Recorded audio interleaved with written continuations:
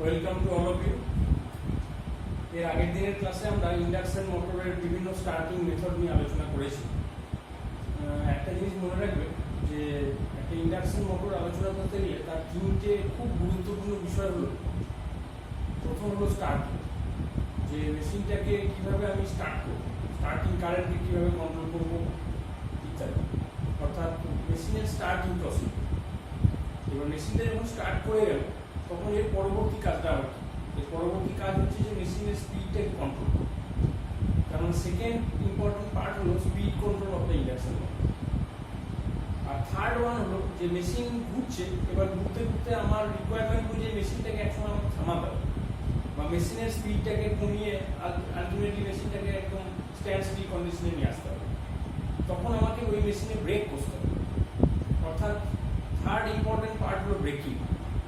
তাহলে এই তিনটে পার্টকে যদি তুমি খুব ভালোভাবে মাথায় ঢুকিয়ে নিতে পারো, ফার্স্ট হচ্ছে starting of the induction motor, second one হলো speed control of the induction motor, এবং লাস্ট ওয়ান হলো braking of the induction motor. এই তিনটে পার্টকে যদি খুব ভালো করে মাথায় ঢুকানো যায় তাহলে কিন্তু তোমার কাছে ইন্ডাকশন মোটরের অপারেশনটা অনেক পরিষ্কার হয়ে যাবে।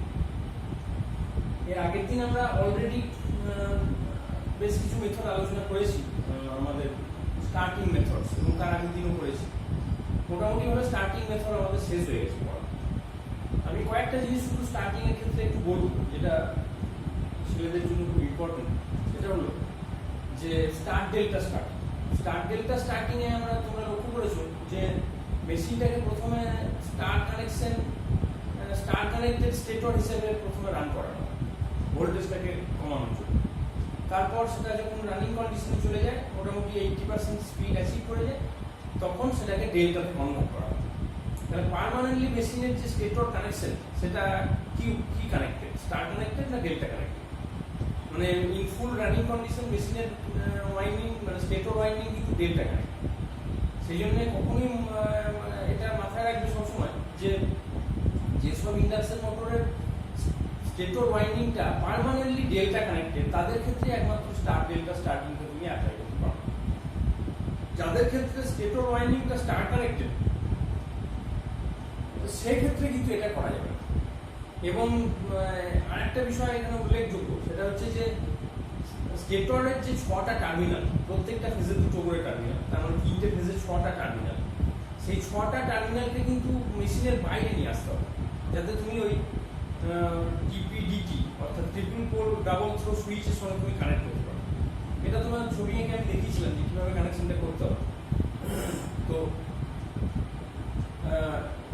তাহলে দুটো জিনিস এখানে মাথায় রাখতে হবে তোমাদের। একটা হচ্ছে যে স্টেটর ওয়াইন্ডিংটাকে পার্মানেন্টলি ডেল্টা কানেক্টেড হতে হবে, স্টার কানেক্টেড হলে কিন্তু এই স্টার্টার মানে এই স্টার্টিং মেথডটা সেক্ষেত্রে অ্যাপ্লিকেবল হবে না। আর 2 নম্বর হচ্ছে যে স্টেটরের যে 6টা টার্মিনাল সেটাকে বাইরে নিয়ে এসে ওই ট্রিপল পোল ডাবল থ্রো যে সুইচটা তার সঙ্গে কানেক্ট মানে বিশেষ ধরনের কানেকশন করার মতো অপশনটা রাখতে হবে। তুমি যদি মেশিনের ভিতরেই ওগুলোকে পার্মানেন্টলি কানেক্ট করে দাও তাহলে কিন্তু তুমি এই মেথডটা অবলম্বন করতে পারবে না। এইটা হচ্ছে ওই মেথডের একটা ড্রব্যাক বলতে পারো। এই জিনিসটা তোমাদের মাথায় রাখতে হবে। এখন আমরা যে মেথডগুলো মূলত আলোচনা করেছি সেটা SCIM এর ক্ষেত্রেই হোক কি SRIM এর ক্ষেত্রেই হোক, এই মেথডগুলো কিন্তু সবই কি বলবো নর্মাল কনভেনশনাল মেথড। কিন্তু এখনকার দিনে অনেক মেথড বেরোচ্ছে যেগুলোকে বলা হচ্ছে সফট স্টার্টিং। সফট স্টার্টিং মানে হচ্ছে যে সেখানে পাওয়ার ইলেকট্রনিক ডিভাইসেসের প্রয়োগ করা হচ্ছে। পাওয়ার ইলেকট্রনিক ইনভার্টার বেরিয়ে গেছে, সেই ইনভার্টারের মাধ্যমে তুমি খুব সহজে ভোল্টেজ কন্ট্রোল করতে পারো, তুমি খুব সহজে ফ্রিকোয়েন্সি কন্ট্রোল করতে পারো। এইসবের মাধ্যমে আমরা ওই যে প্রথমে স্টার্টারের ক্ষেত্রে আমরা কি করছিলাম, মূলত স্টার্টিং কারেন্টটা কন্ট্রোল করতে গিয়ে আমরা ভোল্টেজটাকে কন্ট্রোল করছিলাম, ভোল্টেজটাকে কম দেওয়ার চেষ্টা করছিলাম। সে অটো ট্রান্সফর্মারের মাধ্যমেই হোক কি স্টেটর রিঅ্যাক্টরের মাধ্যমে ভোল্টেজটাকে ড্রপ করিয়েই হোক, অথবা স্টার ডেল্টা স্টার্টিং এর মাধ্যমেই হোক, যেভাবেই তুমি করো না কেন, আলটিমেটলি তোমার মূল টার্গেটটা ছিল কিন্তু যে স্টেটরে আমি প্রথমে রেটেড ভোল্টেজ থেকে কম ভোল্টেজ সাপ্লাই করব। এই কম ভোল্টেজ সাপ্লাই করার ব্যাপারটা এখনকার দিনে পাওয়ার ইলেকট্রনিক ডিভাইসেস দিয়ে করা হয়, পাওয়ার ইলেকট্রনিক ইনভার্টার, যার ফলে মেথডগুলো কিন্তু এখন অনেক লেস কস্টলি হয়ে গেছে। এখনকার দিনে ওই বড় বড় ইন্ডাকশন মোটর মানে একটা ইন্ডাকশন মোটর চালাবার জন্য একটা বিশাল ভ্যারিয়াক নিয়ে চলে এলে তুমি 3 ফেজ অটো ট্রান্সফর্মার কিংবা রিঅ্যাক্টর বসালে কিংবা স্টার ডেল্টা স্টার্টার বলে একটা আলাদা স্টার্টার বসালে এত কিছু প্রয়োজন হবে না, এবং সেগুলো অনেক কস্টলি মেথড। সেই তুলনায় অনেক সস্তায় এবং অনেক সহজে পাওয়ার ইলেকট্রনিক ইনভার্টার দিয়ে তুমি ভোল্টেজ কন্ট্রোল করতে পারো। তাহলে এই এই এই যে পাওয়ার ইলেকট্রনিক ডিভাইসেস দিয়ে করা হচ্ছে, এই জিনিসটাকে বলা হয় সফট স্টার্ট। সেই জন্য এখনকার দিনে কিন্তু এই সফট স্টার্টিং মেথডটা অনেক বেশি প্রচলিত। এই জায়গাগুলো তোমরা আরো পরে পড়বে। আমি এখন সফট স্টার্টিং মেথড তোমাদের পড়াতে চাইছি না, কারণ ওটা জানতে গেলে তোমাদের পাওয়ার ইলেকট্রনিক্স ভালো করে জানতে হবে। পাওয়ার ডায়োড, পাওয়ার ট্রানজিস্টার, পাওয়ার থাইরিস্টার, তাদের অপারেশন, কিভাবে ইনভার্টার তৈরি হয়, কিভাবে সেখানে ভোল্টেজ ভ্যারি করা যায়, অনেক কিছু জিনিস জানতে হবে। সেগুলো যখন পাওয়ার ইলেকট্রনিক্স আমি পড়াবো তখন সেগুলো পড়বো। আপাতত জেনে রাখো যে কনভেনশনাল মেথড দিয়েই যে সবসময় ভোল্টেজ কন্ট্রোল করা হচ্ছে বা স্টার্টিং কারেন্টকে কন্ট্রোল করা হচ্ছে তা কিন্তু নয়, সফট স্টার্টার মেথডও আছে।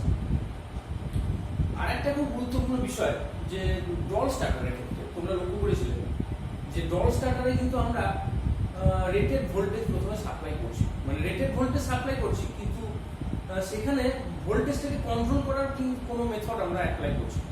তার মানে ওখানে ডল স্টার্টারটা কিন্তু প্রথম বা শেষ যাই বলো তুমি, সবসময় কিন্তু যে ভোল্টেজটা সাপ্লাই করে যাচ্ছে মেশিনে সেটা কিন্তু একদম ফুল রেটেড ভোল্টেজ, মানে রিডিউস ভোল্টেজ নয়, এটা আমি বলতে চাইছি। তাহলে রেটেড ভোল্টেজ যে সাপ্লাই করছো একটা মেশিনে, তাহলে ওই স্টার্টারটার ফাংশন কি, ওই স্টার্টারটা কি করছে? আমার তো মূল পারপাস হচ্ছে স্টার্টিং কারেন্টকে কন্ট্রোল করা, এবং তার ওয়ান অফ দ্য ওয়ে হচ্ছে to reduce the starting voltage. তাহলে তুমি যদি ফুল রেটেড ভোল্টেজে দিয়ে দিলে তাহলে তোমার স্টার্টিং কারেন্ট কন্ট্রোল হওয়ার কোনো প্রশ্ন উঠছে না। তাহলে স্টার্টারের ফাংশন কি?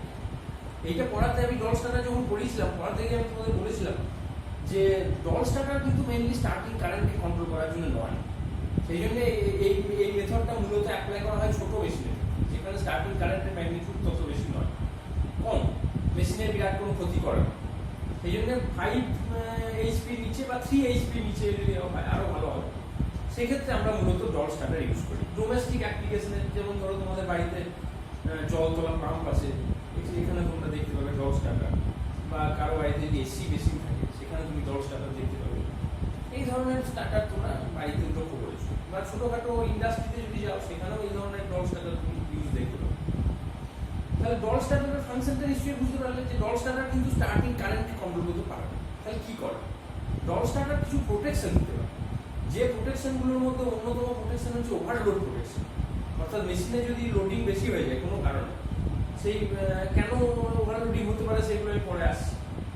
তো সেই ওভারলোডিংটাকে প্রোটেক্ট করা, মানে মেশিনে যাতে হিট না হয়ে যায়, মেশিন যাতে ড্যামেজ, ইনসুলেশন ড্যামেজ করে না যায়, মেশিনে যাতে ওয়াইন্ডিংগুলো কেটে না যায়, এই প্রোটেকশনটা কিন্তু ডল স্টার্টার দিয়ে দেওয়া যায়। কীভাবে দেওয়া যায় সেটা আমি আলোচনা করতে চাই। 2 নম্বর হচ্ছে যে মেশিনে যদি মানে রেটেড ভোল্টেজের থেকে অনেক কম ভোল্টেজ চলে আসে, কম ভোল্টেজ মানে সেটা তুমি করছো না, সেটা অটোমেটিক্যালি সাপ্লাই ভোল্টেজ কমে গেছে, হতেই পারে কখনো কখনো তো দেখো বাড়িতে লো ভোল্টেজ হয়ে যায়। তাহলে সেই লো ভোল্টেজে যদি তুমি মোটরটা রান করো, তুমি যদি সেই সময় গিয়ে পাম্পের সুইচটা চালিয়ে দাও, তাহলে সেই সময় কি হবে? মেশিনের প্রবলেম হবে, কারণ তুমি তো রেটেড ভোল্টেজ দিচ্ছ না, তাহলে ও টর্ক ডেভেলপ করতে পারবে না। তাহলে সেই জায়গায় মেশিনের একটা সমস্যা তৈরি হবে। সেক্ষেত্রে কি মেশিনটা রান করানোটা ভালো হবে না? হবে না। মানে সেই সময় মেশিনটাকে কি থামিয়ে দেওয়াটা ঠিক হবে?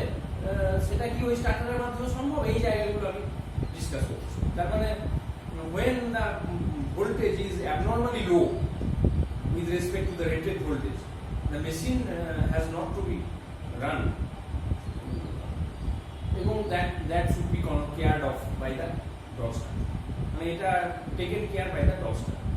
এই জায়গাটা কিন্তু ডল স্টার্টার কিভাবে করে এটা জানতে হবে।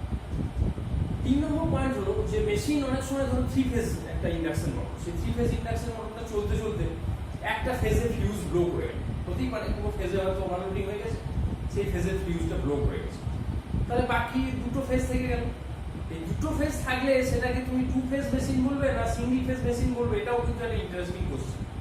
এটা ইন্টারভিউতে ধরে যে 3টে ফেজ আছে একটা মেশিনে, 3 ফেজ মেশিন, সেখান থেকে একটা ফেজ চলে গেল মানে সেটা কোনো কারণে অফ হয়ে গেল, কেটে গেল, ফিউজটা কেটে গেল, তাহলে বাকি যে 2টো ফেজ পড়ে থাকলো সেই 2টো নিয়ে মেশিনটা কি ঘুরবে, না মেশিনটা থেমে যাবে, না মেশিনটাকে কি বলবে তুমি? সেই সময় মেশিনটাকে কি 2 ফেজ মেশিন বলবে, না সিঙ্গেল ফেজ মেশিন বলবে, না অন্য কিছু বলবে?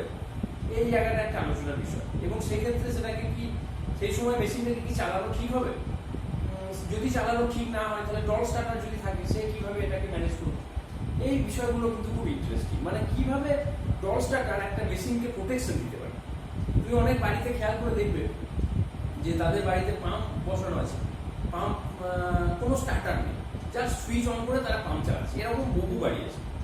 কারণ তাদেরকে কেউ বোঝাই না যে স্টার্টারটা কি প্রয়োজনীয়, এবং এইটা না বোঝানোর ফলে কি হয়, তারা কিন্তু ওই প্রোটেকশনের সুযোগটা পায়। তার ফলে কোনো কারণে যদি ওই প্রবলেমগুলো মেশিনে তৈরি হয়ে যায়, তাহলে কিন্তু মেশিন নষ্ট হয়ে যায়। এই জন্যে স্টার্টিং কারেন্টকে কন্ট্রোল করতে পারুক না পারুক, ইন্ডাকশন মেশিন যদি হয়, 3 ফেজ ইন্ডাকশন মোটরই বলো আর সিঙ্গেল ফেজই বলো, যাই বলো, সেখানে কিন্তু তোমাকে স্টার্টার ইউজ করতে হবে। স্টার্টারের কাজ শুধুমাত্র স্টার্টিং কারেন্ট কন্ট্রোল করা, এটা ভাবলে ভুল হবে। ডল স্টার্টারের ক্ষেত্রে সেটা আদৌ ফাংশন না। ডল স্টার্টার বেসিক্যালি কিছু প্রোটেকশনকে এনসিওর করে। সেই কিভাবে সেটা এনসিওর করে, তার ভেতরে সার্কিট ডায়াগ্রাম কেমন থাকে, এই জিনিসগুলো জানলে তোমার পক্ষে মোটরটাকে হ্যান্ডেল করতে অনেক সুবিধা হবে। এই জায়গাটা আমি একটু আগে ফোকাস করতে চাইছি। তাহলে আজকে আমাদের যেটা মূল বিষয় সেটা হলো যে ডল স্টার্টার। ডল স্টার্টার তার ভেতরের সার্কিট ডায়াগ্রাম কেমন। ডল স্টার্টারের পুরো নামটা তোমরা জানো, ডাইরেক্ট অনলাইন স্টার্টার।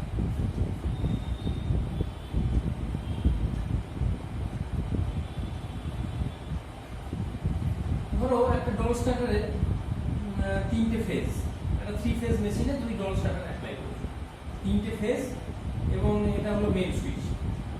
অর্থাৎ মেন সুইচ যদি তুমি অন করে দাও, তার মানে 3টে ফেজই কানেক্টেড হয়ে যাবে এরকম। সুইচটাকে অন করলে সঙ্গে সঙ্গে 3টে ফেজ কানেক্টেড হয়ে যাবে। এবার এই যে 3টে ফেজ কানেক্টেড হলো, এই 3টে ফেজকে তুমি মেশিনে কিভাবে কানেক্ট করবে, মানে এখানে তোমাকে স্টার্টারটা লাগাতে হবে। তার জন্য কি করা হয়, এখানে 3টে সুইচ লাগানো, এগুলোকে বলা হয় কন্ট্যাক্টর। মানে basically these switches are making contacts with the main supply,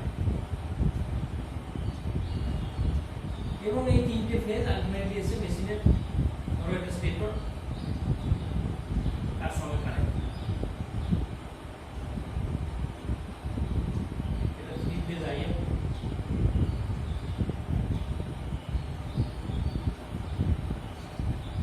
এই যে সুইচগুলো আমি লাগিয়েছি, এইগুলোকে বলা হয় তোমার normally open switch. Normally open মানে কি? নর্মালি ওপেন মানে হলো যে নর্মাল কন্ডিশনে, মানে স্বাভাবিক কন্ডিশনে সেটা ওপেন কন্ডিশনে থাকে। এবার যখন তুমি বিশেষ কোনো পরিস্থিতি তৈরি করছো, সেই সময় সেটা ক্লোজ হচ্ছে, মানে এটাকে তোমাকে ক্লোজ করতে হবে, এই হলো মূল কারণ। তার মানে নর্মালি দিস ইজ ওপেন, কিন্তু এটাকে যদি ক্লোজ করো তাহলে তুমি এই ইন্ডাকশন মোটরটাকে চালাতে পারো। যেমন এটা বুঝতেই পারছো যে মেন সুইচ তুমি অন করে দেবে, মেন সুইচ অন করলেই তো আর মেশিন চলতে লাগবে না, কারণ এই সুইচগুলো তো ওপেন আছে। তাহলে দিস 3 সুইচেস আর এই সুইচগুলোকে কন্ট্যাক্টর বলা হয়। তাহলে এই কন্ট্যাক্টরগুলো সবই নর্মালি ওপেন, মানে স্বাভাবিক অবস্থাতে এগুলো খোলা আছে, মানে নট কানেক্টেড। এবার যদি তুমি এগুলোকে ক্লোজ করতে পারো কোনোভাবে, তাহলে এটা তুমি চালাতে পারো, তাহলে সাপ্লাইটা ওই মেশিন পাবে এবং মেশিন রান করবে। এগুলো মূল বিষয়। তাহলে 3টে ফেজেই 3টে এরকম নর্মালি ওপেন কন্ট্যাক্টর বসানো আছে। এখন এই যে কন্ট্যাক্টরটা চালাতে হবে, এর জন্য তোমাকে একটা কন্ট্রোল সার্কিট ইউজ করতে হবে। তার মানে এটা হলো বেসিক পাওয়ার সার্কিট। এবার এই পাওয়ার সার্কিটটাকে কন্ট্রোল করার জন্য তুমি একটা আলাদা কন্ট্রোল সার্কিট তৈরি করো, এবং সেই কন্ট্রোল সার্কিটে তোমাকে একটা ভোল্টেজ দিতে হবে। তার জন্য আমরা 3টে ফেজকে কানেক্ট করবো না, যে কোনো 2টো ফেজ থেকে 2টো ট্যাপিং বার করবো। ধরো যে কোনো 2টো ফেজ, ধরো এটা আর ফেজ, এটা ওয়াই ফেজ, বি ফেজ। আমরা ধরলাম বি ফেজ এবং ওয়াই ফেজ থেকে এই 2টো ট্যাপিং বার করবো। তাহলে এদের মধ্যে যে ভোল্টেজটা আছে, লাইন ভোল্টেজ, সেই লাইন ভোল্টেজটা দিয়ে আমি কন্ট্রোল সার্কিটটা চালাতে পারবো। তাহলে এই কন্ট্রোল সার্কিটটাকে আমি যে কোনো 2টো ফেজে কানেক্ট করেছি। তুমি এখানে ওয়াই আর বি কানেক্ট করেছি আমি, তুমি চাইলে আর আর বি তেও করতে পারো, আর আর ওয়াই তেও করতে পারো, সেটা তোমার ইচ্ছার উপর ডিপেন্ড করে। তাহলে কন্ট্রোল সার্কিটটা বুঝতে পারছো যে কোনখান থেকে কানেকশনটা আসছে। তার মানে এখান থেকে একটা কানেকশন নেওয়া হয়েছে, এখান থেকে একটা কানেকশন নেওয়া হয়েছে। এইবারে ধরো তুমি এখানে একটা ধরো এম বলে একটা কয়েল তুমি কানেক্ট করছো, এটাকে বলা হয় অপারেটিং কয়েল। যে অপারেটিং কয়েলটা এই 3টে কন্ট্যাক্টরকে অপারেট করবে, অর্থাৎ ওই কয়েলের মধ্যে দিয়ে যখন কারেন্ট পাস করবে তখন ওই কয়েল কয়েলটা এই তিনটে পয়েন্টকে ক্লোজ করে দেবে। কিভাবে ক্লোজ করবে? ধরো এরকম একটা আর্মেচার আছে,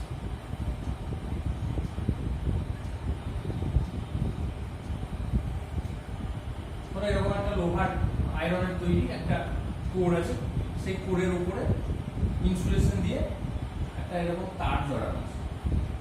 এটাকে আমি বলছি অপারেটিং কয়েল, ওই যে এম নাম দিয়েছো যেটা সেইটা। আর এর সঙ্গে এখানে একটা এরকম একটা হ্যান্ডেল আছে, দেখো ওই কোরেরই একটা পার্ট, এইটা ধরো ওপেন আছে, নর্মালি ওপেন। তার মানে এটা যদি ক্লোজ হয়, মানে আমি এই সুইচটাকে দেখাতে চাইছি, এই যে কন্ট্যাক্টরগুলোর ফাংশনটাকে আমি বোঝাতে চাইছি। তাহলে কন্ট্যাক্টরটা এখানে নর্মাল ওপেন কন্ডিশন আছে, এটাকে আমাকে ক্লোজ করতে হবে। কি করে ক্লোজ করবো? আমি যদি এই এম কয়েলের মধ্য দিয়ে একটা কারেন্ট পাঠাই, তাহলে কি হবে? এটা ইলেকট্রোম্যাগনেট হয়ে তড়িৎ চুম্বকে পরিণত হবে। তখন এখানে আকর্ষণ বল তৈরি হবে। তড়িৎ চুম্বক মানেই তো তার একটা পোল তৈরি হবে, এখানে ধরো এম পোল, এখানে এস পোল তৈরি হবে। সে তখন এই আয়রনের যে পার্টটা আছে, আয়রন পার্টটাকে টানলে এটা এদিকে নেমে আসবে এবং নেমে এসে সার্কিটটাকে ক্লোজ করবে। তাহলে নর্মালি ওপেন, কিন্তু এটা অ্যাবনর্মালি ক্লোজ। তার মানে আমি যদি ক্লোজ করবো মনে করি, তাহলে একটা বিশেষ অপারেটিং কয়েলে কারেন্ট পাঠিয়ে আমি এটাকে ক্লোজ করতে পারি এই অপারেশনের মাধ্যমে। তাহলে আমাদের সেই অপারেটিং কয়েলটা হচ্ছে এই এম কয়েল। সেই এম কয়েলে যখন আমি কারেন্ট পাঠাবো, তখন এই তিনটে সুইচ আমার ক্লোজ হবে। এখন এই অপারেটিং কয়েলটাতে কারেন্ট যাবে কি যাবে না, তার জন্য এখানে আবার একটা তোমার সুইচ আছে, যে সুইচটাকে আমরা বলছি পুশ বাটন সুইচ। এই পুশ বাটন সুইচটাকে এটাকে আমি বলছি স্টার্ট সুইচ। ধরো এটা 1 নম্বর সুইচ। তাহলে 1 নম্বর সুইচটা দেখতে কেমন? 1 নম্বর সুইচটা দেখতে হচ্ছে এরকম। তার মানে নর্মালি ওপেন। তোমাকে এটাকে ক্লোজ করতে হবে। ক্লোজ করতে গেলে তোমাকে সুইচটাকে প্রেস করতে হবে। তুমি ডল স্টার্টারে দেখেছো দুটো বাটন থাকে, একটা সবুজ বাটন, একটা লাল বাটন। সবুজ বাটনটা দিয়ে তুমি পাম্পটাকে অন করো। প্রথমে তুমি মেন সুইচটা দাও, এই মেন সুইচটা তোমাকে দিতে হয় প্রথম। তারপর তুমি স্টার্টারের সুইচটা দেবে, সবুজ সুইচটা। সবুজ সুইচটা হচ্ছে এই সুইচটা, যেটা আমি আগে লাগাই, 1 নম্বর সুইচ। সেই সুইচটাকে বলা হচ্ছে পুশ বাটন সুইচ। এবং এই পুশ বাটন সুইচটাকে আমি বলছি স্টার্ট বাটন। আচ্ছা, তোমরা এই ছবিটা একটু এঁকে নাও, তারপরে আমি সেকেন্ড পার্টে আবার আসি।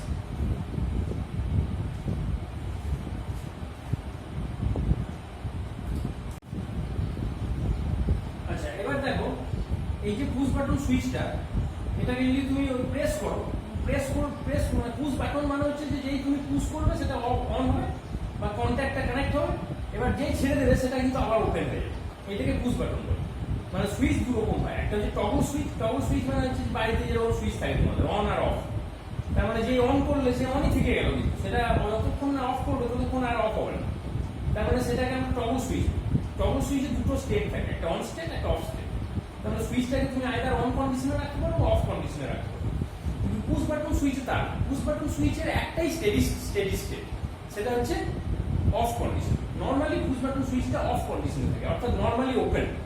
এবার যেই তুমি পুশ করলে তখন ক্লোজ হলো, কিন্তু যেই আবার ছেড়ে দিলে সঙ্গে সঙ্গে ওটা আবার ওপেন হয়ে গেল। তার মানে ওর টেন্ডেন্সিটা কোন দিকে? ওপেন হওয়াটাই ওর টেন্ডেন্সি। এই জন্য এটাকে আমি বলছি নর্মালি ওপেন। তাহলে এই যে সুইচটা, এটা কিন্তু normally open switch. Push button দিয়ে তুমি অফ অন করছো, মানে ক্লোজ করছো। এবার যেই তুমি ছেড়ে দেবে সেটা কিন্তু আবার ওপেন হয়ে যাচ্ছে। তাহলে এটা হচ্ছে স্টার্ট সুইচ। এর পাশে আর একটা সুইচ থাকে, যে সুইচটাকে আমরা বলি স্টপ সুইচ। সেটা কিন্তু নর্মালি ক্লোজ। সেটার কনফিগারেশনটা এরকম। সেটা দেখতে তাহলে কেমন? এখানে একে দেখাচ্ছে, এটা হচ্ছে দেখতে, এটাকে আমরা বলছি স্টপ সুইচ। এটা কিন্তু নর্মালি ক্লোজ, মানে স্বাভাবিক অবস্থাতে ক্লোজ থাকে। এবার যেই তুমি পুশ বাটন, মানে তুমি বাটনটাকে প্রেস করলে সঙ্গে সঙ্গে ওটা ওপেন হয়ে যাবে। তার মানে বাটন প্রেস করলে ওটা ওপেন হবে, কিন্তু নর্মাল কন্ডিশনে ওটা ক্লোজ থাকে। তাহলে এটা সুইচটাকে এইভাবে আঁকা হয়, এটা বুঝতে পারলে? তাহলে this is normally close switch. এবং আলটিমেটলি এইভাবে কন্ট্রোল সার্কিটটা ক্লোজ হয়ে যাচ্ছে। তাহলে এবার দেখো কি করতে হবে আমার তো এই কন্ট্রোল সার্কিটটা মোটামুটি ক্লোজই আছে, শুধুমাত্র এই স্টার্ট সুইচটা ছাড়া। তাহলে স্টার্ট সুইচটা যদি আমি অন করে দিই, অন করে দিলেই তো এখানে কারেন্ট ফ্লো করবে, কারণ বাকি পাথটা তো ক্লোজ। তাহলে এই পাথটা যদি ক্লোজ হয়ে থাকে, তাহলে যেই আমি এটাকে অন করবো সঙ্গে সঙ্গে এই পাথটা ক্লোজ হয়ে কারেন্ট ফ্লো করবে, মানে অপারেটিং কয়েলের মধ্যে দিয়ে কারেন্ট যাবে। কারেন্ট গেলেই কিন্তু এই অ্যাক্টিভিটি হবে, এনার্জাইজড হবে, এবং এনার্জাইজড হয়ে এই যে কয়েলটাতে যখন এনার্জাইজড হবে তখন ওটাকে টানবে, টানলে এই তিনটে কন্ট্যাক্টটা কিন্তু ক্লোজ হয়ে যাবে। আর ক্লোজ হয়ে গেলেই মেশিন তখন কারেন্ট পাবে, সোজাসুজি সাপ্লাই থেকে একদম ফুল রেটেড ভোল্টেজ পাবে। এই জন্যই তো ডল স্টার্টার মানে একদম ডাইরেক্ট অনলাইন, তার মানে পুরো লাইনের সঙ্গে কানেক্টেড হয়ে যাচ্ছে। কোন কন্ডিশনে? যখন তুমি স্টার্ট সুইচটা প্রেস করছো সেই সময় এই কন্ট্রোল সার্কিটটা এনার্জাইজড হচ্ছে, এর মধ্যে দিয়ে কারেন্ট ফ্লো করছে, অপারেটিং কয়েলের মধ্যে দিয়ে কারেন্ট যাচ্ছে, এবং অপারেটিং কয়েলটা এনার্জাইজড হয়ে এই তিনটে নর্মালি ওপেন সুইচকে বা কন্ট্যাক্টরকে ক্লোজ করে দিচ্ছে। ক্লোজ করে দিলেই তখন এই সাপ্লাইটা সরাসরি কানেক্টেড হয়ে যাচ্ছে, ফুল সাপ্লাই ডাইরেক্ট তিনটে ফেজে চলে আসছে, স্টেটরটা তিনটে ফেজে, অটোমেটিক্যালি মেশিন তখন স্টার্ট করে যাবে। কিন্তু এর পরের যে প্রশ্নটা সেটাই ভাইটা, আমি তো আর এটা পুশ বাটন মানে কি, আমি তো আর সবসময় ওটাকে প্রেস করে রেখে দেবো না, আমি তো প্রেস করার পর ছেড়ে দেবো, মেশিন তো আমাকে ঘোরাতে হবে। তাহলে পাম্পটা কি যতক্ষণ চলবে ততক্ষণ পর্যন্ত অন সুইচটা আমি প্রেস করে দেবো? তা তো করি না, আমরা প্রেস করে থেকে মেশিনটা ছেড়ে দিই, মানে সুইচটাকে ছেড়ে দিই, অটোমেটিক্যালি মেশিন কিন্তু একবার স্টার্ট হয়ে গেলে ঘুরতে থাকে। তাহলে কিভাবে ঘুরবে সেটা কি এই কন্ডিশনের মাধ্যমে ঘোরা সম্ভব? যেই তুমি এটাকে ছেড়ে দেবে সঙ্গে সঙ্গে তো আবার ওপেন হয়ে যাবে, ওপেন হয়ে গেলে এই কয়েলটা ডিএনার্জাইজ হয়ে যাবে, ডিএনার্জাইজ হয়ে গেলে এখানে আর কোনো কারেন্ট ফ্লো করবে না, করলে চৌম্বকত্ব চলে যাবে, এ আবার ওপেন হয়ে যাবে, তখন মেশিন বন্ধ হয়ে যাবে। তাহলে এই যে কন্ট্রোল সার্কিটটা তুমি করেছো এর মাধ্যমে তুমি মেশিনকে স্টার্ট করতে পারছো ঠিক, কিন্তু মেশিনকে কন্টিনিউয়াসলি রান করাতে পারছো না। যেই তুমি পুশ বাটন ছেড়ে দিচ্ছ সঙ্গে সঙ্গে কিন্তু মেশিন থেমে যাচ্ছে, এই প্রবলেমটা হয়ে যাচ্ছে। এই প্রবলেমটা ওভারকাম করার জন্য আমাদের কি করতে হবে? এই সুইচটা প্যারালালে আমাদের একটা নর্মালি ওপেন সুইচ বসাতে হবে, মানে এই রকমের কন্ট্যাক্টর এখানে একটা বসাতে হবে, এবং যখন এই এম সুইচটা মানে এম কয়েলটা যখন অ্যাক্টিভেটেড হবে তখন যেমন এই তিনটে কন্ট্যাক্টরকে ক্লোজ করবে সেরকম এই কন্ট্যাক্টরটাকেও ক্লোজ করে দেবে। তাহলে এই কন্ট্যাক্টরটা যদি ক্লোজ করে দেয় তারপরে যদি এ ওপেন হয় তাতেই বা কি যায় আসে, পাথ কিন্তু ক্লোজ হয়েই থাকছে। তার মানে এখানে আর একটা নর্মাল ওপেন সুইচ তোমাকে বসাতে হবে এর প্যারালালে, যেটা কন্ট্রোলড হবে বাই দিস অপারেটিং কয়েল। তার মানে এই অপারেটিং কয়েলটা এই তিনটে সুইচকে যেমন কন্ট্রোল করছে, অ্যাট দ্য সেম টাইম এই সুইচটাকেও কন্ট্রোল করছে, এটা এই কন্ট্যাক্টরটাকেও ও ক্লোজ করছে। তাহলে যখন তুমি এই সুইচটাকে অন করছো, অন করার সময় এই এনার্জাইজড হচ্ছে এবং এনার্জাইজড হয়ে চারটে কন্ট্যাক্টরকেও ক্লোজ করে দিচ্ছে। ক্লোজ করে দিলে তখন ওটা অনই থেকে যাচ্ছে, এর পুশ বাটন যদি ছেড়েও যায় তাতে আমার কোনো অসুবিধা নেই, মেশিন কিন্তু রানিং কন্ডিশনে থেকে যাচ্ছে। এইবার যদি তুমি মনে করো যে মেশিনটাকে তুমি থামাও, তাহলে তোমাকে স্টপ বাটন টিপতে হবে, স্টপ বাটন পুশ বাটন, এটা তো নর্মালি ক্লোজ। এবার যেই এটাকে প্রেস করবে ওটা ওপেন হয়ে যাবে, ওপেন হয়ে গেলেই এই পাথটা ক্লোজ আর থাকবে না, কন্ট্রোল সার্কিট তখন ওপেন হয়ে যাবে, ওপেন হয়ে গেলে মেশিন তখন বন্ধ হয়ে যাবে। তাহলে স্টপ বাটন দিয়ে তুমি মেশিনকে বন্ধ করে দিতে পারো, এটা নিশ্চয়ই বুঝতে পেরেছো, এটা নর্মালি ক্লোজ, কিন্তু যদি পুশ করো তুমি বাটনটাকে প্রেস করো তাহলে এটা ওপেন হয়ে যাবে, ওপেন হয়ে গেলে এই কন্ট্রোল সার্কিটটা কিন্তু ওপেন হয়ে যাবে এবং এটা ডিএনার্জাইজড হয়ে যাবে। তখন এরা ক্লোজ ছিল কি ছিল না এগুলো কোনো ফ্যাক্টর থাকে না, টোটাল সার্কিট যদি ক্লোজ ওপেন হয়ে যায় তখন এখানে কোনো কারেন্ট ফ্লো করবে না, কারেন্ট ফ্লো না করলেই যে ডিএনার্জাইজড হয়ে যাবে সঙ্গে সঙ্গে এরা সব নর্মালি ওপেন কন্ডিশনে ফিরে যাবে এবং মেশিন অ্যাক্টিভেট থেকে যাবে। তাহলে এই অপারেশনটা বুঝতে পেরেছো যে কি করে মেশিনকে স্টার্ট করা যায় এবং কি করে স্টপ করা যায় বাই ডল স্টার্ট। এখন প্রশ্ন হলো যেটা, যে আমি তোমাদের বলেছিলাম যে মেশিনটাকে শুধুমাত্র স্টার্ট বা স্টপ করলেই চলবে, তার সঙ্গে সঙ্গে তাকে প্রোটেকশন, কি প্রোটেকশন? প্রোটেকশন এক নম্বর যেটা দেওয়া হয় সেটা হচ্ছে ওভারলোড প্রোটেকশন। এই ওভারলোড কথাটার মানে ওভারলোড মানে হলো যে মেশিন চলতে চলতে এরকম হতে পারে যে মেশিনের স্যাকটা কোনো প্রবলেম আছে, মানে মেশিনের স্যাকটা হয়তো একটু জাম আছে, সেটা ঠিক মতো ঘুরছে না, মানে মেইনটেন্যান্সের অভাবে অনেক সময় মেশিনের স্যাকের মধ্যে ফ্রি রোটেশনটা একটু বাধাপ্রাপ্ত হতে পারে। যদি বাধাপ্রাপ্ত হয় তখন কি হয়, মেশিন রোটরটা ঘুরতে চাইছে না, অথচ স্টেটর তাকে ঘুরতে বাধ্য করছে। এই অবস্থাতে সেটা কিছুটা ব্লক রোটরের মতো আচরণ করে। ব্লক রোটর মানে কি, যে মেশিন ঘুরতে চাইছে না, মেশিন থেমে যেতে চাইছে, রোটরটা ক্লগড হয়ে গেছে, রোটেশন ঠিক মতো ফ্রি রোটেশন হচ্ছে না, অথচ ফুল টর্ক তৈরি হয়ে গেছে যে মেশিনকে ঘোরাতে চাইছে। এই অবস্থাতে মেশিনের কারেন্ট কিন্তু বেড়ে যায়। তার মানে ফ্রি রোটেশন যদি মেশিনে হয় তাহলে কারেন্টটা কন্ট্রোল অবস্থা থাকে, কিন্তু যদি রোটেশন কম হয়ে যায়, রোটেশন বন্ধ হয়ে যায় বা রোটেশন যেটা হওয়া উচিত তার থেকে কম হয়, তাহলে কি হবে বুঝতেই তো পারছো যে স্টেটরের রোটেটিং ম্যাগনেটিক ফিল্ড আছে যেটা সিনক্রোনাস স্পিডে ঘুরছে, কিন্তু রোটরের স্পিডটা কোনো কারণে বন্ধ হয়ে যাচ্ছে, রোটরের স্পিডটা কমে যাচ্ছে। তাহলে কি হবে, তাদের রিলেটিভ ভেলোসিটিটা বেড়ে যাবে। Rotating magnetic field of the stator এবং রোটরের যে স্পিড মানে ns মাইনাস nr, এই ভ্যালুটা তখন বেড়ে যাবে। বেড়ে গেলে স্লিপের ভ্যালু কি হবে, স্লিপের ভ্যালু, স্লিপটা কখন কমে যদি ns আর nr এর মধ্যে ns আর nr এর যে মাইনাস করে যে ভ্যালুটা দাঁড়াচ্ছে রিলেটিভ ভেলোসিটি, সেইটা যদি কম হয় তাহলে s এর ভ্যালু কম হবে, স্লিপটা তখন কম হবে। অর্থাৎ nrটা ক্লোজ টু ns, সেক্ষেত্রে স্লিপটা খুব কমে যায়। এটা জানো তো, স্লিপ মানে কি? স্লিপ মানে তো দুটো ডিফারেন্স, এই দুটো ডিফারেন্সটা যদি বেড়ে যায় তাহলে স্লিপও বেড়ে যাবে, আর স্লিপ বেড়ে গেলে কিন্তু তোমার কারেন্ট বেড়ে যাবে। এই জায়গাটা খেয়াল রাখবে। তাহলে কারেন্টটা কখন কমবে আর কখন বাড়বে এই জায়গাটা পরিষ্কার থাকতে হবে তোমার। যদি দেখা যায় যে রোটর নর্মাল স্পিডে ঘুরছে এবং এনআরটা তুমি জানো যে এনএস এর খুব কাছাকাছি হয়, তাহলে এনএস মাইনাস এনআর, এই যে মাইনাস করে যে ডিফারেন্সটা তুমি পাচ্ছ, এটাই তো relative velocity between stator RMF and rotor. তাহলে তাদের মধ্যে যে রিলেটিভ ভেলোসিটি, সেই রিলেটিভ ভেলোসিটিটা যত কম হবে ততই দেখা যাবে স্লিপের ম্যাগনিটিউডটা কম, এবং স্লিপের ম্যাগনিটিউড কম হলে কারেন্টও কম হবে। কারণ কারেন্ট কম হবে বুঝতেই পারছো কেন, তার কারণ কি, কারণ স্লিপকে E2 দিয়ে গুণ করলে SE2 যেটা হয়, এইটা হচ্ছে রোটরের ইনডিউসড ভোল্টেজ। তাকে যদি রোটর ইম্পিডেন্স দিয়ে তুমি ভাগ করো তাহলে তুমি কারেন্টের ম্যাগনিটিউডটা পাবে। তাহলে স্লিপ যদি কম হয় তাহলে তোমার কারেন্টের ম্যাগনিটিউড কম হবে, আর স্লিপ যদি বেড়ে যায় তাহলে কারেন্টের ম্যাগনিটিউডও বেড়ে যাবে। তাহলে রোটর যদি ফ্রিলি ঘুরতে না পারে তাহলে কিন্তু রোটরে কারেন্ট বেড়ে যাবে, এটা মাথায় রাখতে। আর রোটর কারেন্ট বেড়ে গেলে কি হবে, সেই কারেন্টকে যদি তুমি কন্ট্রোল করতে না পারো তাহলে কিন্তু রোটরে কপার লস অনেক বেশি হবে। কপারে হিটিং মানে তোমার কপার লস বেড়ে গেলে কি হবে, মেশিনে হিটিং বেশি হবে। এই জায়গাটা পরিষ্কার হয়েছে। আমি আরেকবার তোমাদের ক্লিয়ার করে দিচ্ছি যে কোনো কারণে স্যাক্টের মধ্যে যদি কোনো ক্লগ নেচার থাকে, মানে স্যাক্টটা কোনো কারণে রোটরটাকে ঘোরাতে পারছে না, স্যাক্টের মধ্যে হয়তো কোনো মেনটেন্যান্সের প্রবলেমের কারণে হোক বা কোনো কারণে হোক বিয়ারিংটা কিছুটা আটকে যাচ্ছে, যার ফলে দেখা যাচ্ছে যে রোটরের যে ফ্রি রোটেশন সেটা বাধাপ্রাপ্ত হচ্ছে। সেক্ষেত্রে রোটর তার স্পিড তুলতে পারছে না, কিন্তু রোটেটিং ম্যাগনেটিক ফিল্ড তো তৈরি হয়ে গেছে। সেক্ষেত্রে রোটেটিং ম্যাগনেটিক ফিল্ডের সঙ্গে রোটরের যে স্পিডের পার্থক্য, এই পার্থক্যটা বেড়ে যাবে, কারণ এনআরটা তখন অনেক কম, এনআরটা কম আর এনএসটা যেমন থাকা সেরকমই আছে।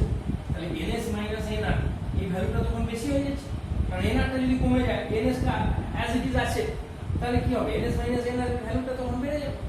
এটাই তো অ্যাকচুয়ালি স্লিপের ভ্যালু। স্লিপ মানেটা কি, NS minus NR by NS. তাহলে এই রিলেটিভ ভেলোসিটিটা যদি বেশি হয় অটোমেটিক্যালি স্লিপের ম্যাগনিটিউড বেশি হবে, আর স্লিপের ম্যাগনিটিউড বেশি হলে রোটর কারেন্টের ম্যাগনিটিউডও বেশি হবে। আর রোটর কারেন্ট বেড়ে গেলে রোটরে কপার লস বাড়বে, রোটর হিট করে যাবে এবং মেশিন গরম হয়ে যাবে, তাতে ইনসুলেশনও নষ্ট হয়ে যাবে। এই কারণে আমাদের যেটা চেষ্টা করতে হবে যে মেশিনে যদি কোনো কারণে এইরকমভাবে কারেন্ট বেড়ে যায় তাহলে সেটাকে আমরা বলি ওভারলোডিং। এই ওভারলোডিংটা এনিহাও আমাদের বুঝতে হবে, না হলে মেশিন কিন্তু নষ্ট হয়ে যাবে। এটা নিশ্চয়ই তোমাদের পরিষ্কার হয়েছে। এখন এটা যদি আমাদের করতে হয় কিভাবে আমি করতে পারি, তার জন্য আমাদের এখানে একটা থার্মাল সেন্সিং কয়েল বসাতে হবে, থার্মাল সেন্সার বসাতে হবে। কি করে থার্মাল সেন্সার বসাবো, ধরো এই জায়গাটাতে আমি এই জায়গাটা আরেকবার আঁকছি, এই জায়গাটা ধরো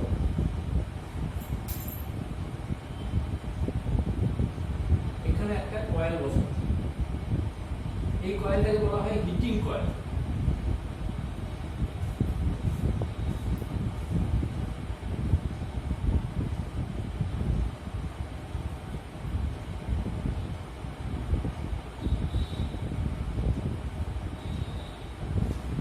তার মানে যদি এই প্রত্যেকটা ফেজে কারেন্ট বেড়ে যায় তাহলে এই কয়েলগুলোতে রেজিস্ট্যান্স আছে, কয়েলগুলো এমনভাবে তৈরি করা হয় যাতে এর মধ্যে হিট তৈরি হয়, মানে এটা রেজিস্টিভ কয়েল। এই রেজিস্টিভ কয়েলে যখন হিট তৈরি হচ্ছে এর খুব কাছাকাছি একটা এরকম বাইমেটালিক স্ট্রিপ রাখা হয়। বাইমেটালিক স্ট্রিপ মানে বুঝতে পারছো, দ্বিধাতম পাত। তার মানে ধরো কপারের একটা পাত, তার উপরে তুমি অন্য কোনো একটা মেটালের পাতকে এভাবে রেখেছো, এটাকে বাইমেটালিক স্ট্রিপ বলে। সেই বাইমেটালিক স্ট্রিপটা এই হিটিং কয়েলের খুব কাছে রাখা হয়।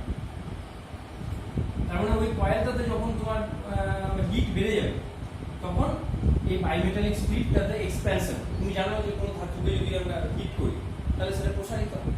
এই প্রসারণের ফলে কি হয়, এই প্রসারণটা যদি ইভেন্ট প্রসারণ হয়, মানে সব জায়গায় সমানভাবে প্রসারিত হয়, তাহলে দেখা যায় মানে সোজা দণ্ডটা সোজাই থাকে।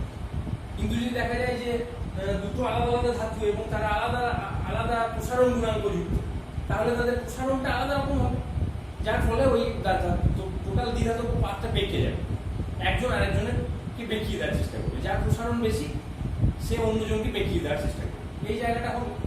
তাহলে যখন এই প্রত্যেকটা ফেজের মধ্য দিয়ে কারেন্ট বেড়ে যাচ্ছে, কারেন্ট বেড়ে গেলে এখানে হিট তৈরি হচ্ছে, এই হিটটা তখন এই দ্বিধাতব পাতটাকে বাঁকিয়ে দিচ্ছে। কিভাবে বাঁকিয়ে দিচ্ছে বুঝতে পারলে? যে হিটটা যখন এখানে হিট করছো তুমি এই দ্বিধাতব পাতটাকে, দুটো আলাদা আলাদা মেটাল, তো একটা কপার আর একটা ধরো জিঙ্ক সাপোজ, তো অন্য কোনো মেটাল, তাহলে দুজনের প্রসারণ গুণাঙ্ক পাবা। অটোমেটিক্যালি তুমি যখন হিট করবে তখন একজন আরেকজনের থেকে বেশি বাড়বে, যে বেশি বাড়বে সে অন্যজনকে বাঁকিয়ে দেবে। এই বাঁকিয়ে দেওয়ার ফলে কি হবে, এখানে একটা পয়েন্ট ক্লোজ হয়ে যাবে, মানে একটা সুইচ ধরো এরকম ওপেন ছিল, মানে দ্বিধাতব পাতটা হয়তো এরকম ভাবে আছে, এবার যখন দ্বিধাতব পাতটা বেঁকে যাচ্ছে তখন এই পয়েন্টটা ক্লোজ হয়ে যাচ্ছে। তার মানে নর্মালি ওপেন একটা সুইচ, সে যদি বেঁকে যায়, বেঁকে গিয়ে সে একটা পয়েন্টকে ক্লোজ করে দিতে পারে, বা সে অন্যদিকে উল্টো দিকে যদি বেঁকে যায় তাহলে সে ক্লোজ সুইচ খুলেও যেতে পারে, এরকমও হতে পারে। ধরো একটা দ্বিধা এরকম একটা পাত আছে, আর একটা পাত এরকম, দ্বিধাতব পাতটা এরকম অবস্থাতে আছে, দিয়ে নর্মালি ক্লোজড অবস্থাতে আছে। এবার তুমি হিট করলে, হিট করাতে বেঁকে গেল এই পাতটা বেঁকে গিয়ে এরকম হয়ে গেল, তাহলে কি হলো, এটা খুলে গেল। তার মানে আমরা আমাদের কি করতে হবে, আমাদের তো আলটিমেটলি মেশিনটাকে থামাতে হবে। যখন এই ওভারলোডিং হচ্ছে তখন তো মেশিনটাকে সাপ্লাই থেকে ডিসকানেক্ট করতে হবে, আর ডিসকানেক্ট করতে গেলে তাহলে এই কন্ট্রোল সার্কিটটাকে আমাদের ওপেন করতে হবে। তাহলে সেই ওপেন করতে গেলে আমাকে এইখানে একটা সুইচ বসাতে হবে, এখানে একটা কন্ট্যাক্টর বসাতে হবে, যে কন্ট্যাক্টরটা কিন্তু নর্মাল ক্লোজ কন্ট্যাক্টর, তার মানে নর্মালি এটা ক্লোজ কন্ডিশনে থাকে, এবং এই কন্ট্যাক্টরটা নিয়ন্ত্রিত করবে কিন্তু এ নয়, এই এম দ্বারা এ নিয়ন্ত্রিত হবে না, একে নিয়ন্ত্রণ করবে এই বাইমেটালিক স্ট্রিপ। এগুলোকে বলা হয় overload relay, this is called overload relay. তার মানে ওভারলোডিং যখন হবে তখন এই বাইমেটালিক স্ট্রিপগুলো বেঁকে যাবে, বেঁকে গিয়ে এই কন্ট্যাক্টরটা খুলে দেবে, নর্মালি মানে ওপেন করে দেবে। এটা কিন্তু নর্মাল কন্ডিশনে ক্লোজ, এবং এই সুইচটা কোনো রকম অপারেশন এই এম দ্বারা নিয়ন্ত্রিত না, এটা পুরোপুরি নিয়ন্ত্রিত হচ্ছে এইখানকার। তাহলে বুঝতে পেরেছো যে যখন এখানে ওভারলোডিং হচ্ছে, প্রত্যেকটা ফেজে কারেন্ট বেড়ে যাচ্ছে, সেই কারেন্টের ফলে দ্বিধাতব পাতটা বেঁকে যাচ্ছে, বেঁকে গিয়ে এই সুইচটাকে খুলে দিচ্ছে, খুলে দিলেই কন্ট্রোল সার্কিট ওপেন হয়ে যাবে। কন্ট্রোল সার্কিট যে ওপেন হয়ে যাবে, এম কয়েলটা ডিএনার্জাইজ হয়ে যাবে, আর ডিএনার্জাইজ হয়ে গেলে এই তিনটে সুইচকে খুলে দেবে, খুলে দিলেই আর সাপ্লাই পাবে না। তাহলে এইভাবে কিন্তু ওভারলোডিংটাকে ও রুখতে পারে। তাহলে ওভারলোডিং কিভাবে স্টপ করা যায় বা কিভাবে ও স্টপ করছে, এই জায়গাটা পরিষ্কার হয়েছে। এটা কিন্তু খুব ইন্টারেস্টিং একটা পার্ট। এর পাশাপাশি আরেকটা জিনিস আমি তোমাদের বলি, যে ধরো মেশিনটা চলছে, চলতে চলতে হঠাৎ করে একটা ফেজ আউট হয়ে গেল, যেটা তোমাদের বলছিলাম, যে কোনো কারণে এই ফেজে যে ফিউজটা ছিল সেই ফিউজটা কেটে গেল, হতেই পারে। যদি ফিউজ কেটে যায় তাহলে বাকি যে দুটো ফেজ থাকলো তাদেরকে নিয়ে কি ওই মেশিনটাকে টু ফেজ মেশিন বলা যাবে? একবারই। এই কোশ্চেনটা কিন্তু একটা খুব ইন্টারেস্টিং প্রশ্ন, এটা ইন্টারভিউতেও ধরে, যে তিনটি ফেজ থেকে একটি ফেজ চলে গেল তাহলে কয়টি ফেজ থাকে? তখন উত্তর কিন্তু হবে না যে দুটি ফেজ থাকে, তা না, একটি ফেজ থাকে। কেন না, ধরো একটা star connected system, star connected সিস্টেমে যদি তিনটে ফেজে এরকম তুমি কানেকশন থাকে, এবার যদি একটা ফেজ কেটে যায় তখন কি হবে?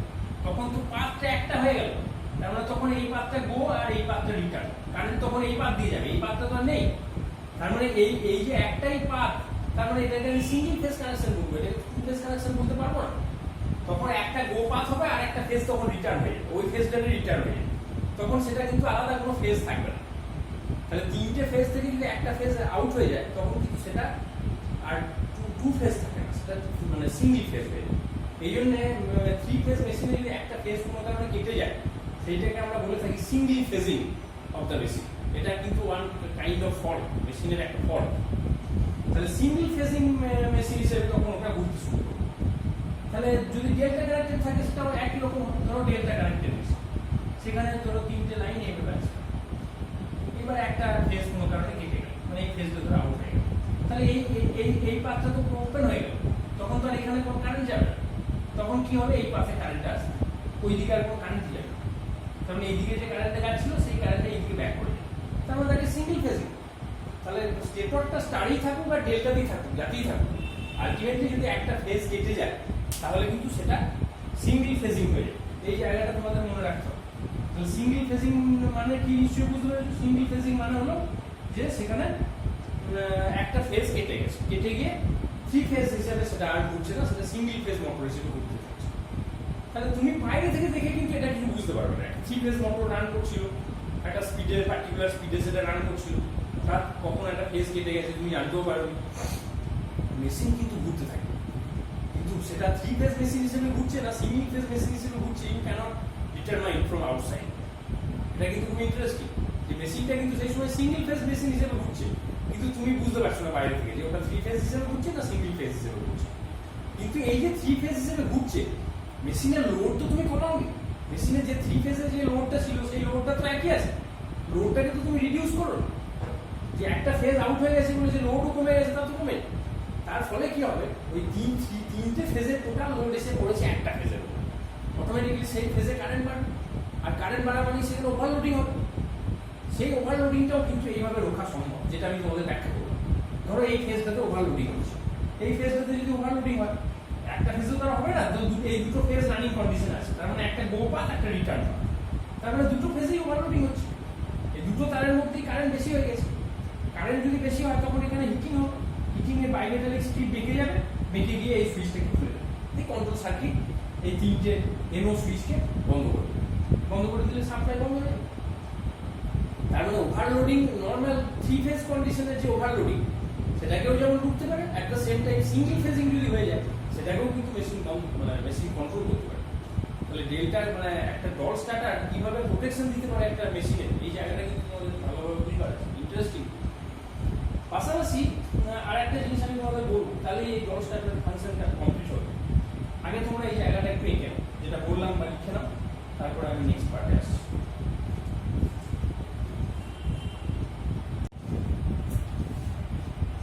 এখানে দেখো যে ওভারলোড রিলে যেগুলো রয়েছে, ওভারলোডিং প্রোটেকশন এবং সিঙ্গেল ফেজিং প্রোটেকশনের পাশাপাশি আরো একটা প্রোটেকশন ডট স্টার্টার দিয়ে দেওয়া যায়, সেটা হলো নো ভোল্ট প্রোটেকশন বা লো ভোল্টেজ প্রোটেকশন।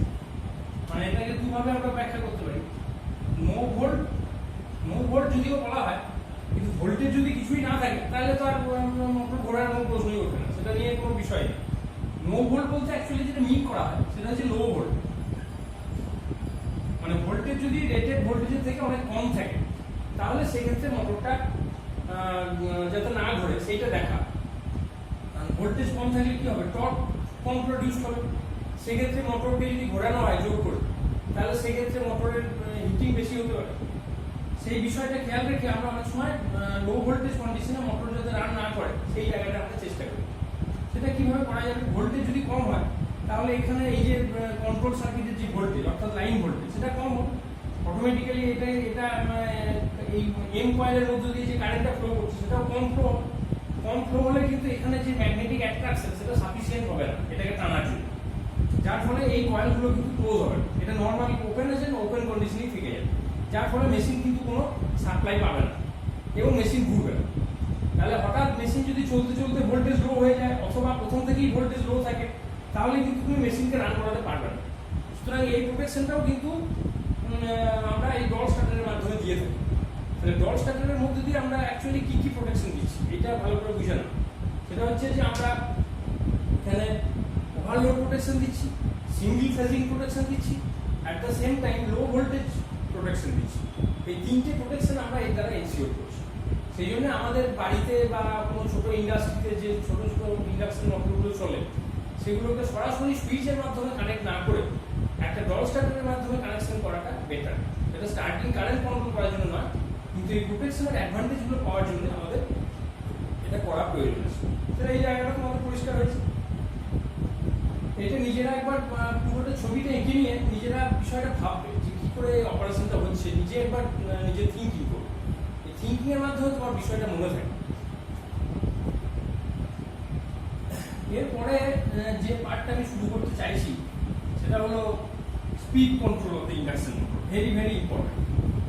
সেটা শুধু পরীক্ষার জন্য নয়, তোমাদের জানার প্রয়োজন স্পিড কন্ট্রোল করা খুব জরুরি। বিশেষ করে পরবর্তীকালে আমরা দেখেছি আমাদের অনেক ছাত্রছাত্রী যারা রেলে চাকরি করে, রেলে তো বেসিক্যালি এখন প্রচুর রেল ইঞ্জিন তৈরি হচ্ছে যেগুলোতে কিন্তু ইন্ডাকশন মোটর দিয়ে রেল চালানো হচ্ছে, যেটা আমি আগের মধ্যে বলেছিলাম। সেক্ষেত্রে স্পিড কন্ট্রোল একটা খুব গুরুত্বপূর্ণ বিষয়। কিভাবে স্পিড কন্ট্রোল করা যায়? ইন্ডাকশন মোটরের স্পিড কন্ট্রোলের বহু মেথড আছে এবং অনেক আধুনিক মেথড আছে। সেই মেথডগুলো সব তোমাদের সিলেবাসে নেই, হায়ার স্টাডিতে তোমরা সেগুলো পড়বে। একদম যেগুলো কনভেনশনাল মেথডস বহুদিন থেকে যেগুলো চালু হয়ে আসছে সেই মেথডগুলোই তোমাদের পড়ানোর কথা বলা আছে। কিন্তু পরবর্তীকালে যদি তোমরা হায়ার স্টাডিতে যাও তখন দেখবে অনেক ইন্টারেস্টিং মেথডস আছে, বিশেষ করে পাওয়ার ইলেকট্রনিক ডিভাইসেস অ্যাপ্লিকেশনের দ্বারা আমরা স্পিড কন্ট্রোলটাকে অনেক ভালোভাবে ম্যানেজ করতে পারি। তো স্পিড কন্ট্রোল আমি একদম প্রথমে আজকে যেটা তোমাদের শুরু করব যে এসআরআইএম ইন্ডাকশন মোটর অর্থাৎ স্লিপ রিং ইন্ডাকশন মোটরের স্পিড কন্ট্রোল কিভাবে করা যেতে পারে। সেখানে তোমরা জানো যে স্লিপ রিং ইন্ডাকশন মোটরে আমরা বাইরে থেকে রোটর রেজিস্ট্যান্স অ্যাপ্লাই করি। বাইরে থেকে রোটর রেজিস্ট্যান্স যদি আমরা কানেক্ট করি তাহলে সেক্ষেত্রে ওই রেজিস্ট্যান্স লাগানোর ফলে কি পরিবর্তন হতে পারে, টর্ক স্লিপ কার্ভের কি পরিবর্তন হবে। টর্ক স্লিপ কার্ভটা যদি আমি আঁকি তাহলেই তোমরা বুঝতে পারবে বিষয়টা। ধরো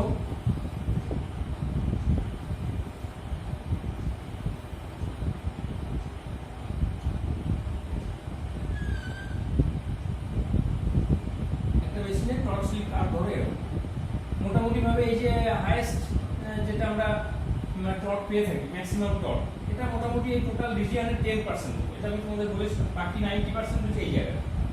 তার মানে এই পোর্শনটা কিছুটা লিনিয়ার আর এই পোর্শনটা কিছুটা এরকম হাইপারবোলিক, মানে রেক্ট্যাঙ্গুলার হাইপারবোলিক নেচারের।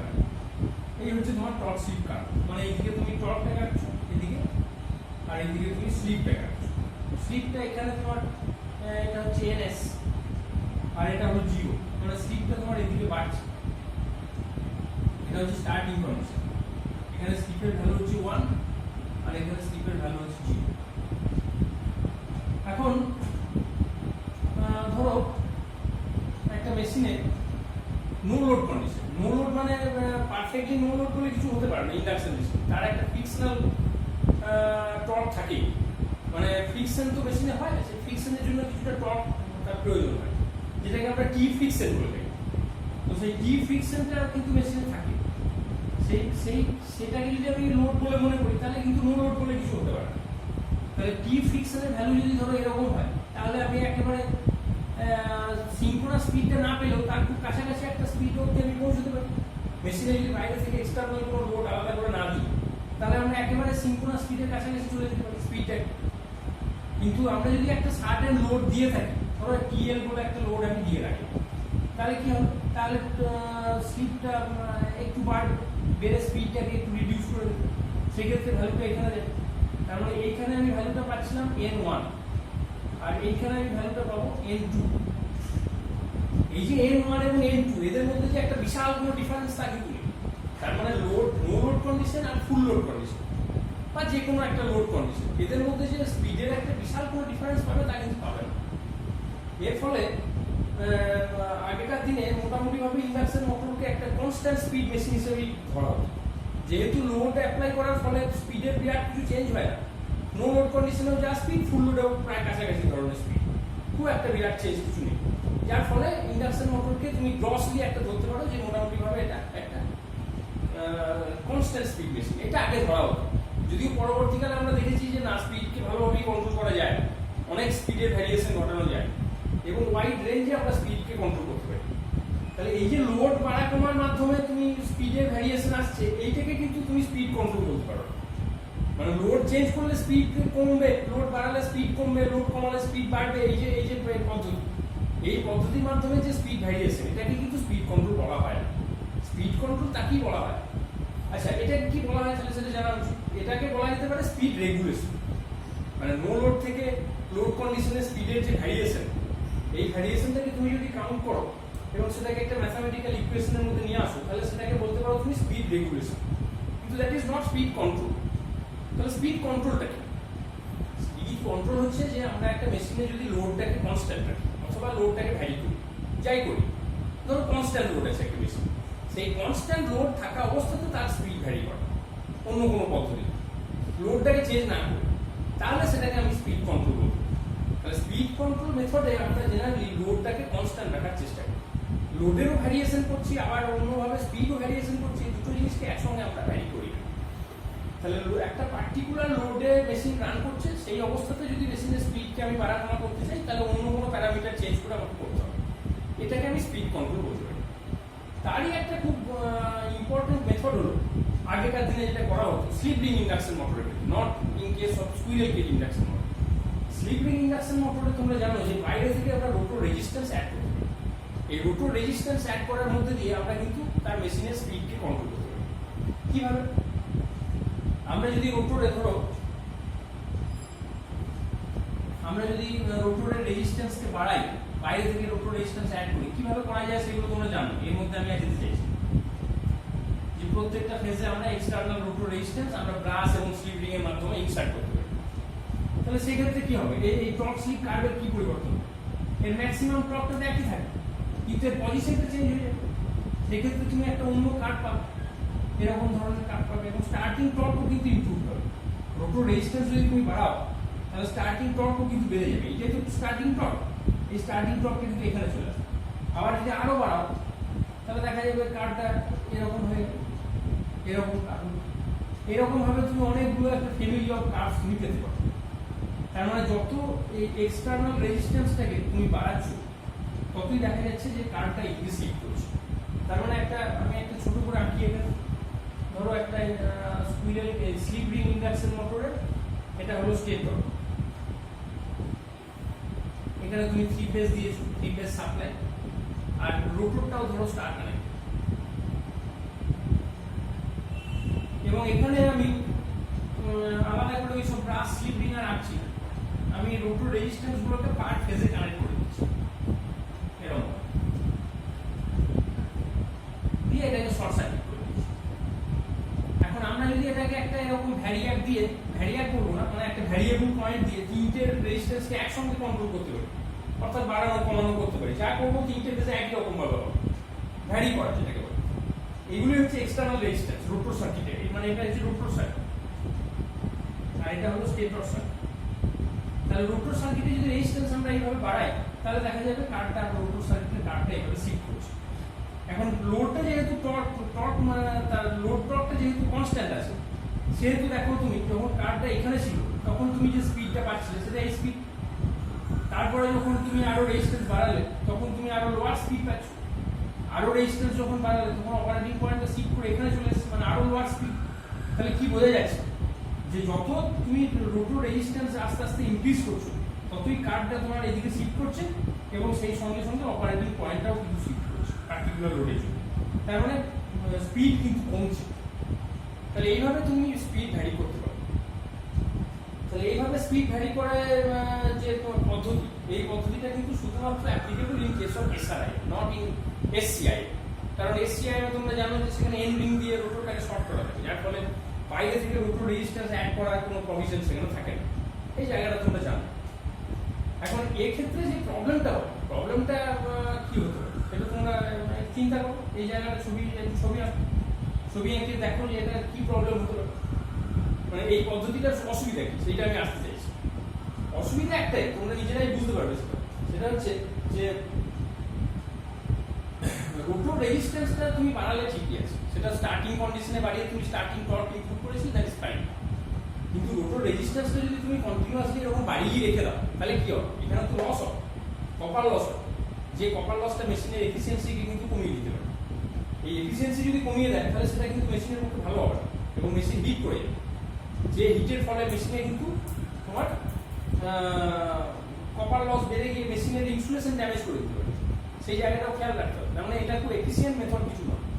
এই জন্য এখনকার দিনে এই স্লিপ রিং ইন্ডাকশন মোটরে এই মেথডটা খুব একটা ইউজ করা হয় না, নট ইউজড অ্যাট অল। তার মানে রোটো রেজিস্ট্যান্স কন্ট্রোল, যেটা রোটো রেজিস্ট্যান্স ভ্যারি করে যে স্পিড কন্ট্রোলের পদ্ধতি, এটা নিশ্চয়ই বুঝতে পেরেছো কিভাবে আমরা স্পিড চেঞ্জ করতে পারছি। এখানে মূলত রোটো রেজিস্ট্যান্স অ্যাড করলে স্পিড কমবে, স্পিড বাড়ানো সম্ভব।